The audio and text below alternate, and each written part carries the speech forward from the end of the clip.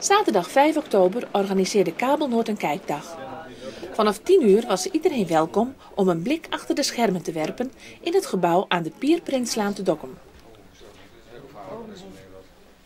Tijdens deze open dag gaven medewerkers van Kabel Noord een rondleiding door het gebouw. Verschillende televisiezenders presenteerden zich aan het publiek. Onder andere 24 Kitchen en Animal Planet.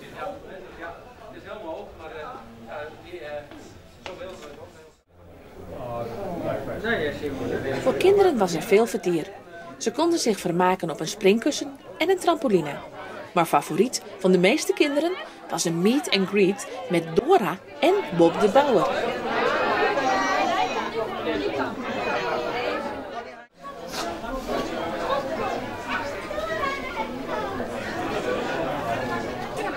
Ook streekomroep RTV NOF was aanwezig met een tijdelijke radiostudio waarin tussen 11 en 12 uur live radio werd gemaakt.